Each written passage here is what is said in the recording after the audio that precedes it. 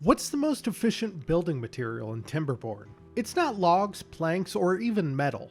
It's dirt. An infinitely abundant and infinitely accessible resource, dirt is the true building endgame.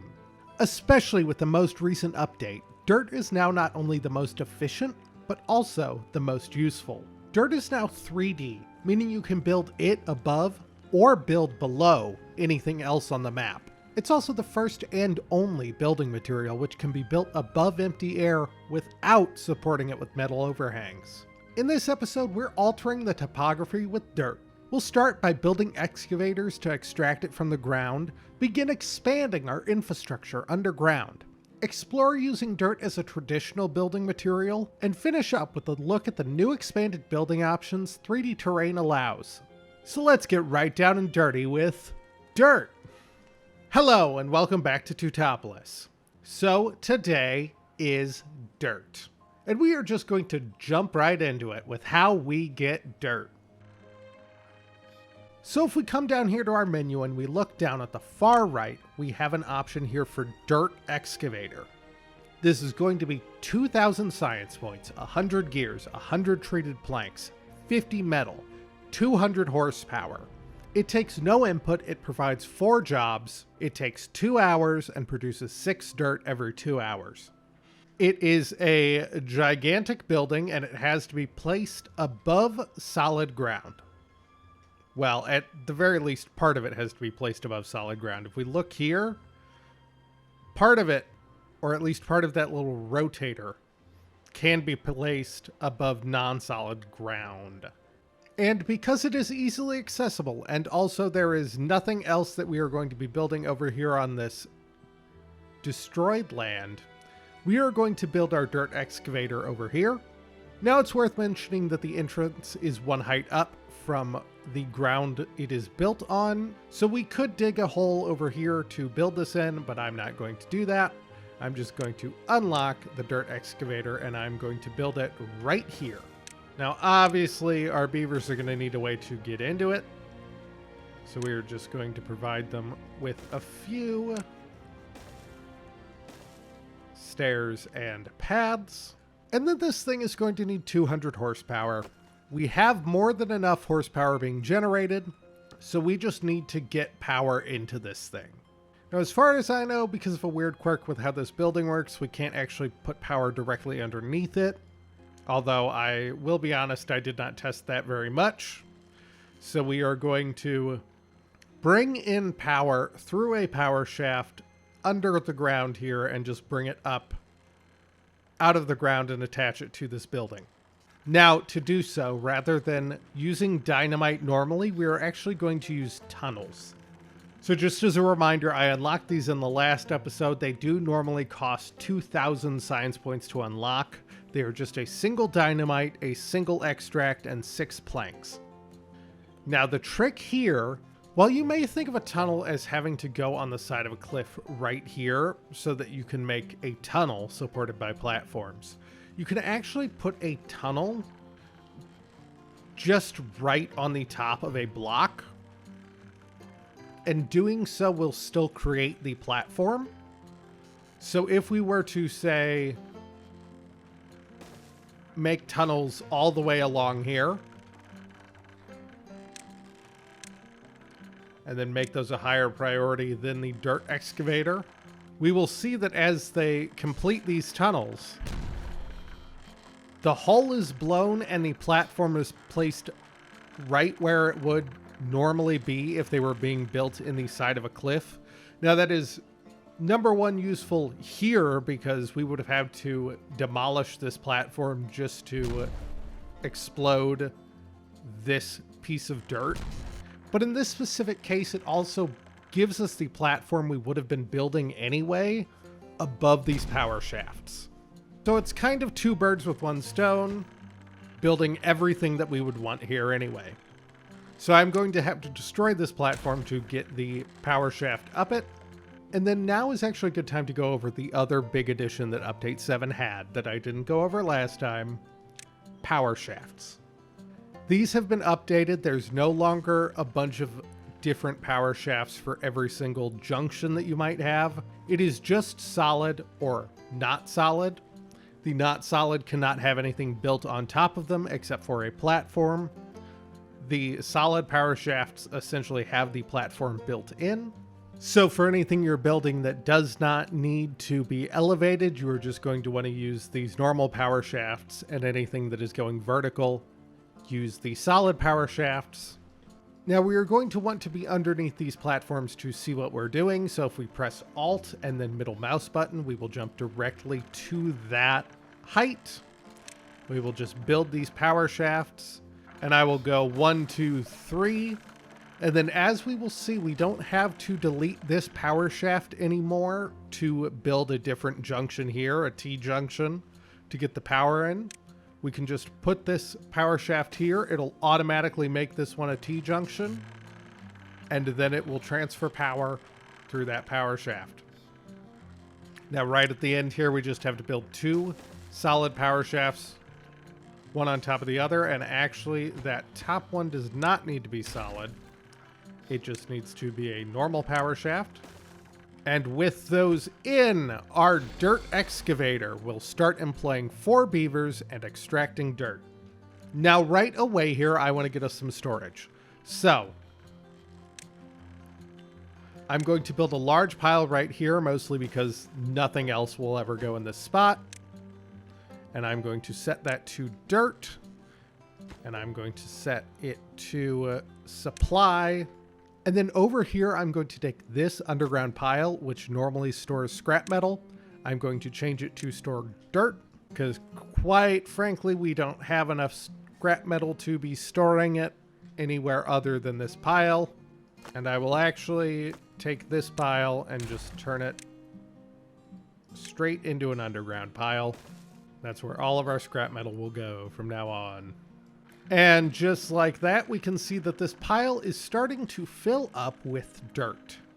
Now, the other thing we will see is that as this dirt excavator works, it is going to be taking out bits and pieces of the terrain underneath it, and it will start to move downward as it does that all the way to the bottom of the map.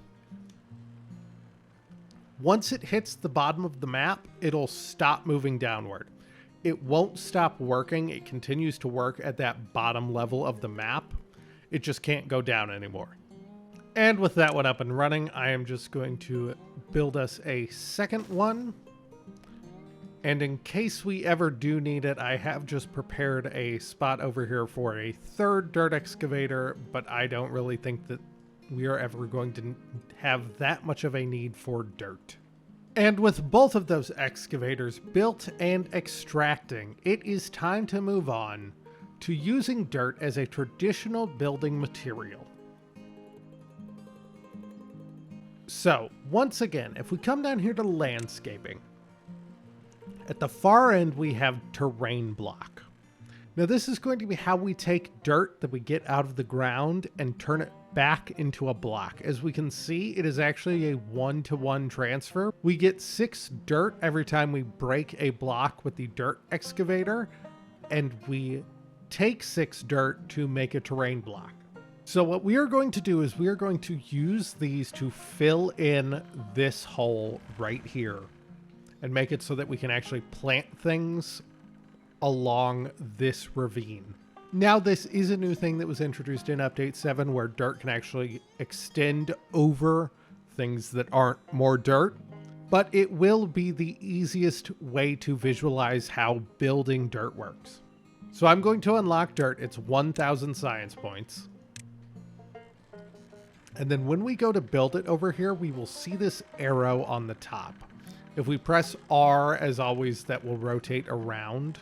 What that is showing is the order in which our beavers will build these dirt blocks.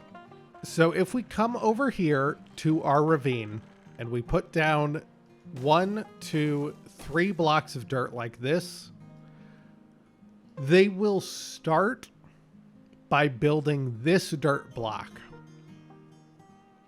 And even if a builder is building this block, No other builders will move on to building these other blocks until this block is finished. So if we just give them a minute and watch them come do that, they will completely wait to bring things to the following terrain blocks until the initial one is finished.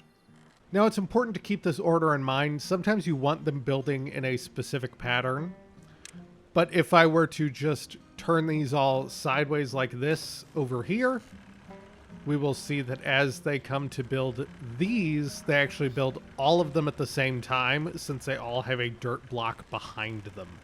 And the other really important thing to keep in mind is that you can kind of soft lock your dirt building if you perhaps are building back and forth like this. And it is important to keep that directionality in mind. I can't do it here on this ravine, but you can end up in a situation where your beavers are simply unable to build terrain blocks because, say, the terrain is configured like this, but they can't get to this block without this one being built. They would just not build anything, and it would sit there unbuilt forever. Now, dirt is also a great way to simply replace the need for levees. So if I were to come up here and build myself a new little dam, they will build these directionally, obviously, which is a bit different than levees. And if I had been smart, I would have rotated these, but I didn't. But as we can see, this can completely replace the need to use any wood other than for dams and sluices when you are actually building a dam. So if you're building a giant dam, using dirt instead of wood can really help make sure that your other wood needing industry does not run out of materials. Now, the one major downside to using dirt instead of levees here that it is important to keep in mind is that levees I can just click on and delete. This one I can't because it has a path on it, so that's a bad example. I could just click delete on this levee and water will start spilling out like normal. When they are made of dirt, even if it is a placed terrain block, I cannot click on it. I cannot interact with it. The only way I can get rid of it is by using dynamite. Now, of course, that's not a huge impact this late in the game because I've got a ton of dynamite already over here. But if you decide to push to get terrain blocks early on, then you can end up causing problems for yourself if you are not carefully planning when you are using dirt. Now, one of the things that is becoming clear on long droughts like this, I've got to shut off multiple water pumps just to make it so that our entire reservoir down here does not completely drain and all of our crops wither and die. So what we are going to do, beyond just this, and we're actually going to have to demolish part of this, we are going to expand our upstream reservoir. And we're going to do that in 3 stages. So first off, I'm going to build another one of these step reservoirs right here. And much like up here, I'm going to use dirt to do so. So I'm just going to go 1, 2, 3, 4. These terrain blocks I'm going to face that way, which means that all of these are facing the same way, even though they mean completely different things for both buildings. And then once I'm over this height, I'm actually going to have to do a little bit of extra work. So over on this side of this bit of the river, we can see that this is only 1 block high. I could have just blown a hole here and we could have had water flowing down both sides. I did not do that. I don't want to do that. I'm going to block this off. So I'm just going to take our terrain blocks and I'm going to block that like so. But doing so would only make this bit of the reservoir 2 blocks high. And these 2 cliffs are 3 blocks high. I don't like that. So I'm going to make this step of our reservoir also 3 blocks high. To do that, I'm going to have to make this cliff taller. So over here is where the directionality of these dirt blocks is really going to come into play.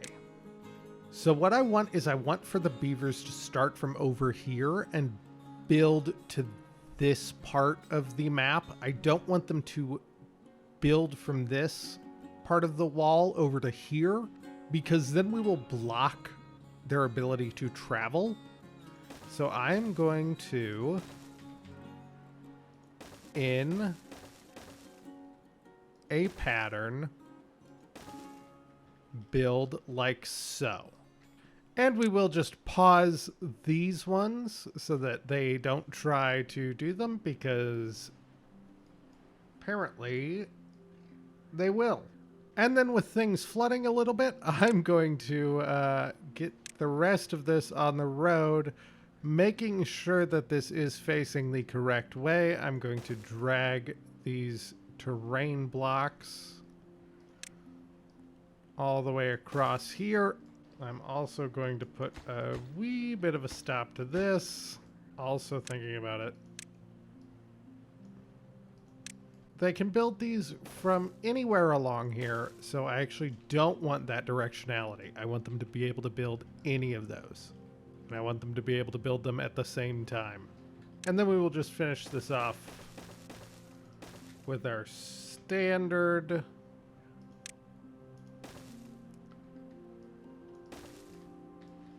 levees being replaced by dirt and dams. And then with these 2 reservoirs nearing completion, the one thing I do need to worry about. Our current way of expelling bad water is all the way down here. That would mean that this reservoir, and this reservoir would all become contaminated with bad water before we expel it. And that is just silly. So what we are going to do up here at the top of the map, we're going to go to our tunnels, and we are going to dig 6 wide, and then pull that all the way out here, and we're going to let them build that. And what we will see is that these tunnels will end up coming out right over here where we are already expelling the bad water. And then I want to build a mechanism that makes it so that the bad water that comes out of here will not contaminate either of these reservoirs. So I'm going to take our sluices. I'm going to, I believe I just need 6. And I'm going to drag that all the way to the far side. And then I'm going to delete this first row. And then these I'm going to set to close above contamination 0, which will mean that if there is any contamination at all, these sluices will be closed. And then we will see with the first of those tunnels opened up that all of our water is going to currently spill out this side tunnel, which is exactly what we are going to want when it is bad water. So we are just gonna, as they finish all that up, we are going to place our bad water close below contamination. And then we will just build that like that. Should make those a higher priority than the dirt. Oh, and we are getting a bad tide, so it's going to be the perfect time to test this whole system out. But we'll also need to move quicker.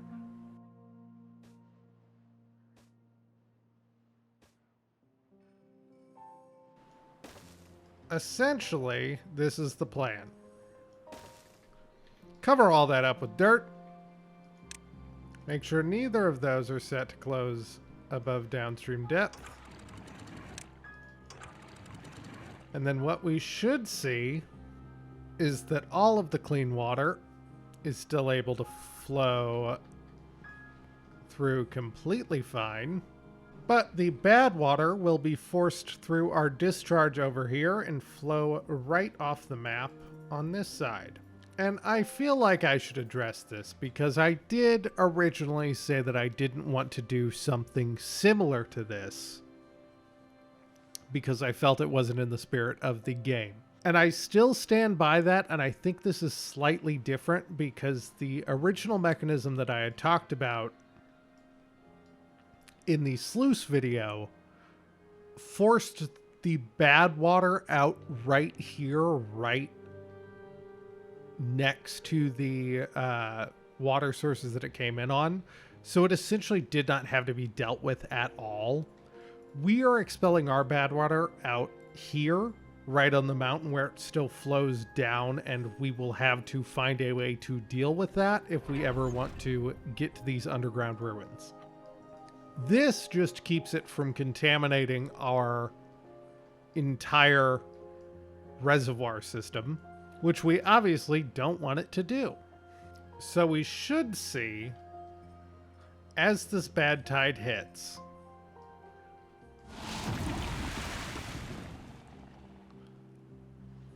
these sluices close and all of the bad water gets expelled out of this discharge. Our reservoir stays not full, but uncorrupted, uncontaminated is probably the better word. And our bad water gets expelled off the map over here. And our upstream reservoir up here at the top, as we can see, is storing a decent amount of water. But we can do better. We have access to dirt. So I am going to begin to build up a reservoir here. Now I'm going to try to do it in a way that still looks somewhat realistic. And I'm going to have to remember to make sure that the sides here I do keep the water from flowing backwards over, because it won't flow backwards over these water sources. That goes all the way up to the top of the map. So I'm going to build this roughly 5 high, like I have it here. And I'm going to, for the most part, because this is being built with dirt, I'm going to make it look a bit more reinforced. Now, this isn't actually doing anything, of course, but I think it will just make it look better. And if I didn't do that, and then I will get these side walls building. Now, while they are busy building this, one thing that I have noticed is that we are having an issue with jobs. So I'm just going to solve that one real quick.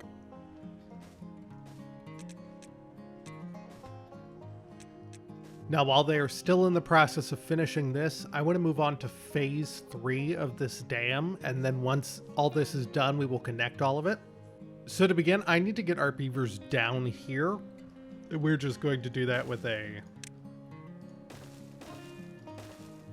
little staircase, as always, because 3D terrain gives us a valuable opportunity here. Our reservoir we can build up and up, but it's going to be an eyesore and visible from basically everywhere. And if we build that up super high, I'm just not going to like the look of it. Not to mention that there's also a limit, and I'm guessing we are decently close to as high as we can build on this map. But luckily, 3D terrain gives us the opportunity to not only store water in above ground reservoirs, but also underground. So what we are going to do is we are going to use tunnels. And we're going to open up a 4x4 section there, which we are going to replace with sluices. And then we are just going to give ourselves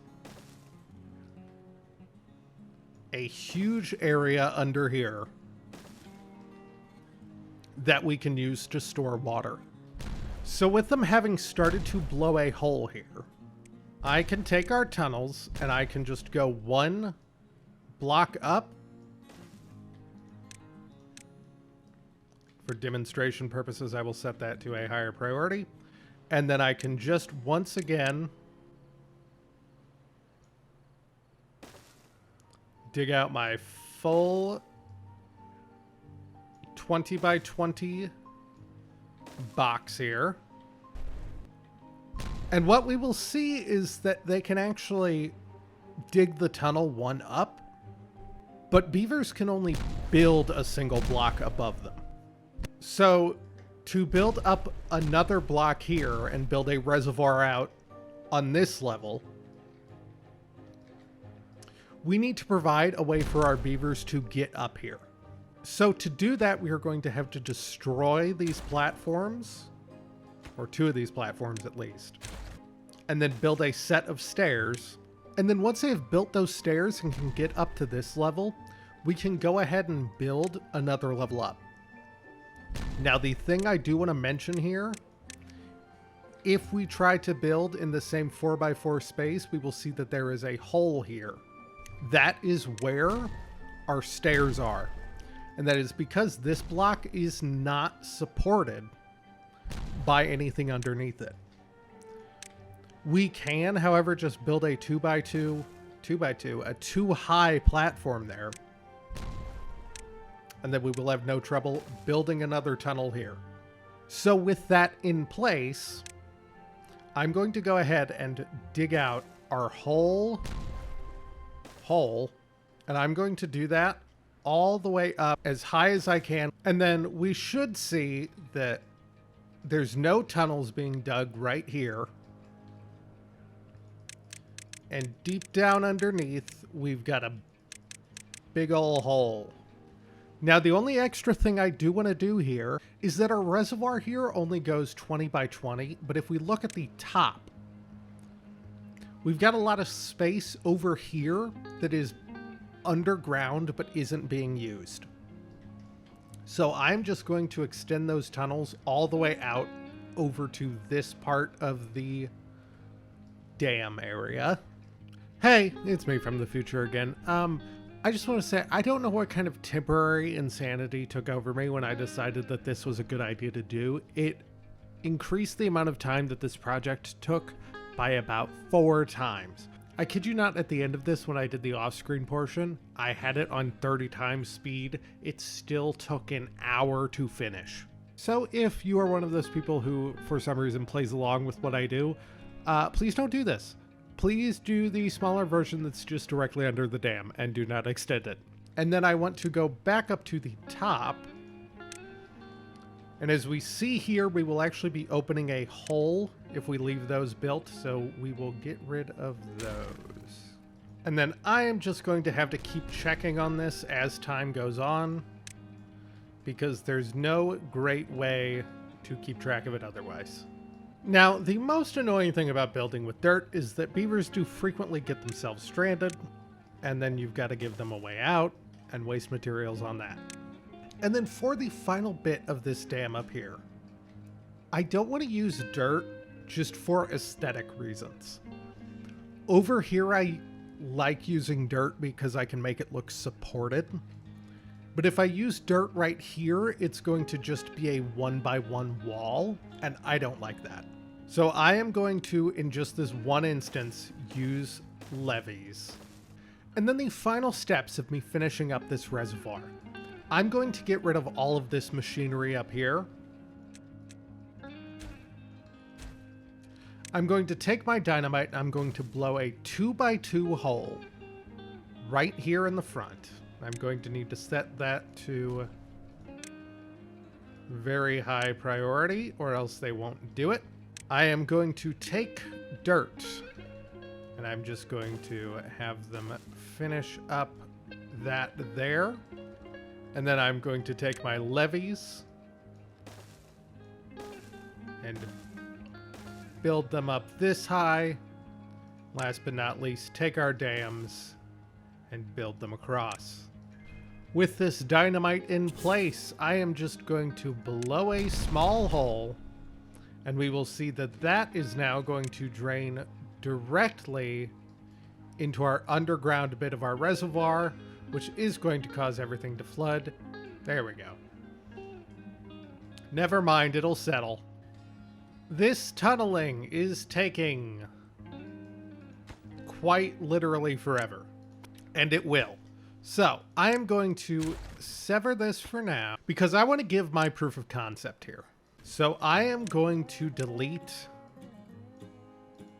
these platforms, which, because we now have 3D dirt, is not going to cause an issue. This is still quote-unquote supported. Then we are going to get our sluices, and we are going to put 4 sluices right down here. Going to have them as close above downstream depth 1.0. Also, just to be completely transparent here, in case you were playing along at home, I know some people have said that they do that. I have built 2 more lumber mills and 2 more explosives factories just to help get all the materials for all of this tunneling.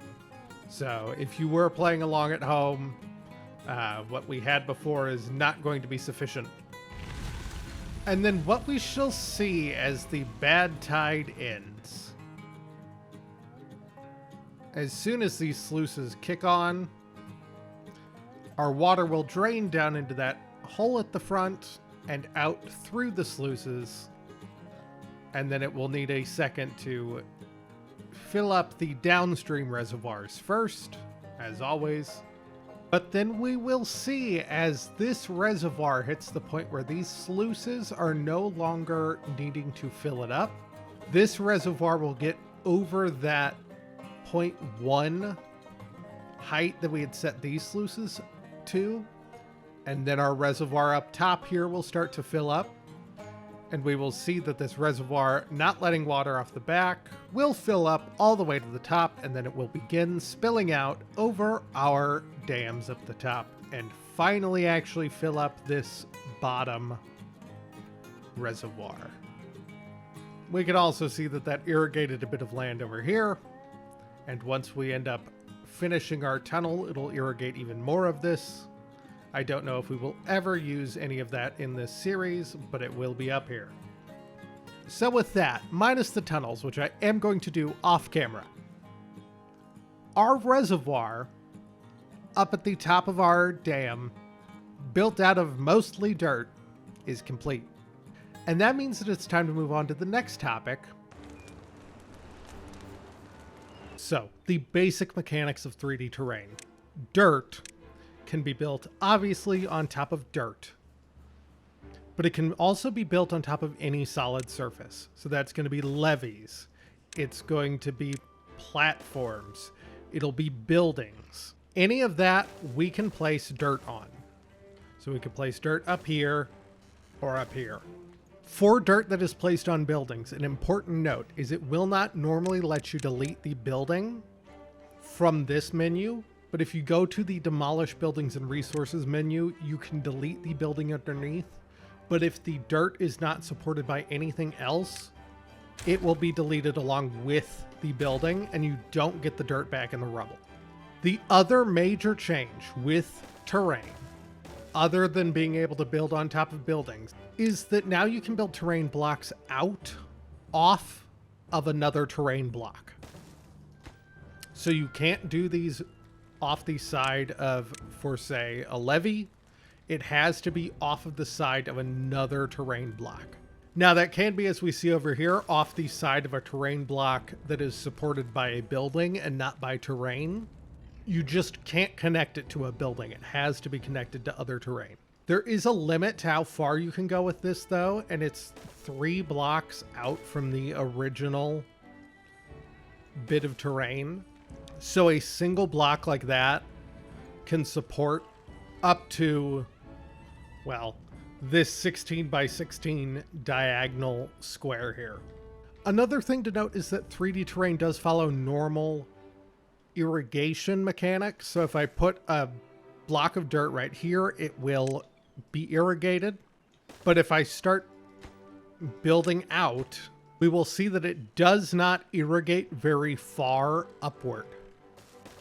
Now, the opposite is also going to be true here. Just like with regular water, if I were to build something like this, and for this example, I do need an actual water source, but I put that up here, that will transfer the irrigation down this long support and irrigate a fairly wide area just based off this one block. So you could, if you had a way of getting water up here, use this as a way to irrigate farms without actually taking up the farmland itself for storing water. It's also worth noting that these, same as anything else, you can just plant plants on them normally. They are treated as terrain blocks the same way any of these terrain blocks are treated, even if there is space underneath. And in this specific case, it's also worth mentioning that beehives do transfer up terrain blocks. Now, a beehive does have a limit to how many crops it can actually benefit every single day, I believe. So stacking crops like this is actually going to make the beehive less efficient for each individual crop. But you may find it suits your needs or you may not. It is, however, an option if you want it. But now that we've been over how 3D terrain works, it's time to look at how we can effectively implement it in our colony. So I've done a lot of thinking and a lot of playing around with things, and I think I've determined how I want to showcase 3D terrain. And that is probably predictably going to be with vertical farming. Now, my first thought was going to be that we should implement some sort of vertical farm over here near our crops. But quite frankly, we're not even close to having any sort of food issues.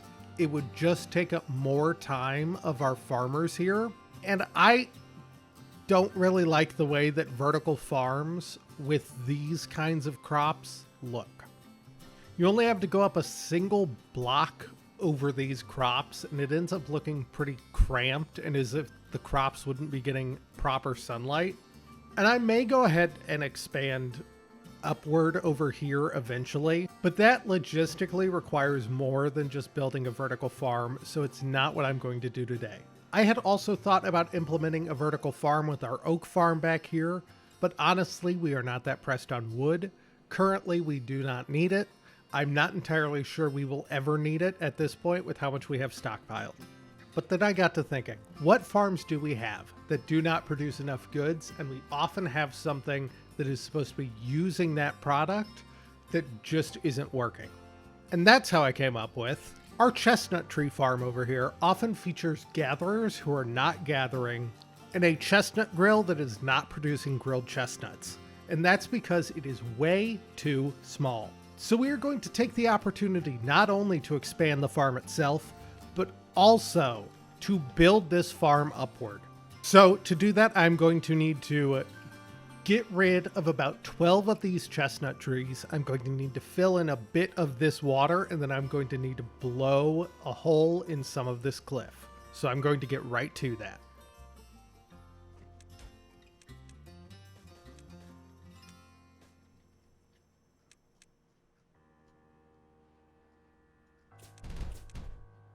Now, it should be mentioned, earlier I showed that we actually only need a single block pillar going all the way to the top to irrigate downward. I'm going with a 3x3 here, and for the moment that is going to seem like a needless waste of space, but I promise that we will end up doing something with it that will make a whole lot of sense once we do. So because terrain can only be supported up to 3 blocks away, we are going to place our terrain blocks about every 4 blocks. Now, in some cases you would want to do every 2, but since we're going to have a 3x3 column in the middle, we're going to be able to support our platform with pillars every 3 blocks. Now, the other thing to keep in mind, unlike what I said with our crops over here, where if we build up a single block, we can start building vertically above our crops. Obviously, we cannot do it one block up. That would directly collide with the trees. We also can't go 2 blocks up. That is considered colliding with our trees. We have to go 4 blocks up before we can build vertically at this height. Or I guess what I'm trying to say is horizontally at this height. So then we're just going to build all of these up to 4 blocks. And then from these, I just want to be real careful that I am orienting them to where they build off of these pillars and not off of anything else. And I am sure this looks certifiably insane. I am also going to need a way for our beavers to get up here.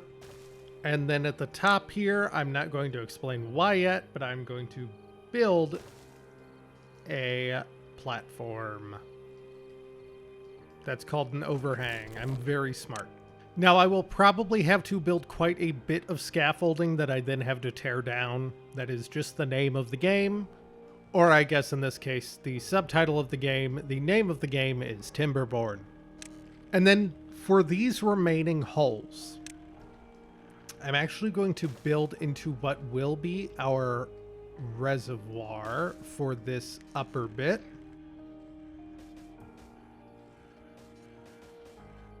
And then our beavers will need a staircase down, and then they should be more than happy to fill in the rest of that dirt. So now that we have this platform above, all we need to do is go down to water, and we have this option for fluid dumps, which we have not yet used. It's going to be 250 science points, 10 logs, 10 planks, takes 3 water every 1 hour, and then it will fill up a hole underneath it with water. So if we watch, a beaver will come up here, they will get in the fluid dump, and they will start to pour water out of that pump. It will fill up this hole up here and irrigate all of the land. Now it should be noted that a fluid dump will not overfill this hole. So as long as this hole is here, it will always only fill it up to the top marker of this block. Now that we have that in place, we should check our gatherer and our forester, because what we will see is that neither of them can actually reach all the way up here. So we're going to go ahead and we're going to build another gatherer flag to replace the one that we destroyed down here. And we're going to build a second forester right up here on these metal overhangs. And then all we have to do now is simply go to plant trees, go to chestnuts, and fill out this space. And then before I forget, I should also make sure to come down here and fill that space in. So in practice here, we have lost about 12 chestnuts, or actually less because we expanded the farm. We've lost 12 spaces that could have been chestnuts, and we will end up gaining about probably 30. So minus the original 12, 24. So it is a decent trade-off. And after probably next episode, we'll be able to get rid of this and gain these spots back for chestnuts. Or chestnut trees. I guess the chestnuts go over here. For this episode, we have one more thing we have to do. There's one other thing that dirt is used for beyond just building. That is going to be for this mud pit well-being building. This is going to cost us 1.8 thousand science points. We have 300,000, so that is not an issue. It's going to be 60 wood, 60 treated planks, and 20 wheat. All of that's fine. We're going to unlock these, and as we can see, they're a 3x3 building, so I'm just going to put one right here for now. And then I want to place another one right in this space here. But obviously that would conflict with some of this dirt up here, and while I could just dynamite straight through this, I'm actually going to do something else. So I've actually done it over here already, and if you were paying attention during the decorating bit last episode, you would have noticed me do it, but I can just go ahead and make a tunnel here. And then with that all in place, I can just demolish these platforms. With that space, stick another mud pit down here underneath the hanging dirt here. And then real quickly, since I've put down 2 Wellbeing buildings over here, I'm also going to come down here and unlock our last Wellbeing building, which is the carousel. This is going to be 700 science points, 50 planks, 50 gears, 40 metal blocks. It needs power, and it enters from 1 block up.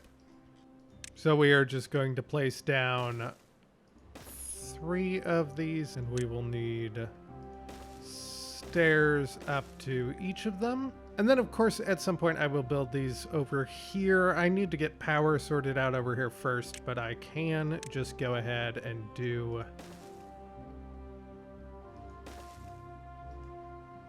3 actually mud pits over here.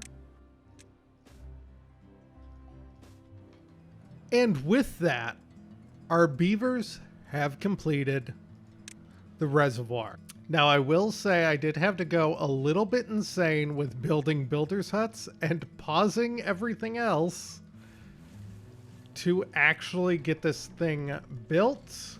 So maybe if you are following along at home, don't build it so big, because that is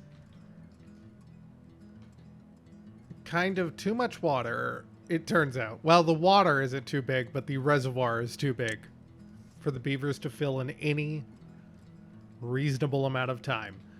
If we look up here, I believe 8 cycles passed. So, you know, give that one some thought before you do it. But I guess now we can store a lot of water up here, so it might be worth it. And I think that is where I'm going to end it today. As always, if you are enjoying this series, there is still more left to go in the Timberborn Beginner Survival Guide. So if you want to continue to see it, please consider subscribing. I know these days it feels like you can just depend on the algorithm, but you never know if it's going to bring you back here or if it's just going to leave you out to the wolves. If you have enjoyed today's episode, please consider giving it a like. And if you think I did something real stupid, put that down in the comments down below. I do read all of them. Even if I don't necessarily reply to them, I read every single one that comes through, even if it's mean. In the description, you can find links to my socials, including the as of yet unrelaunched Twitch channel. I have also now, because a few people have found my personal Discord account, created a Discord, and that link is in the description. So if you want to come over for that on what I guess is its official launch and see where that goes, then feel free to visit that link, join the Discord. I don't really know what I'm going to be doing with it yet, but it's there. And as always, thank you so much for watching. Tutopolis will return. Goodbye.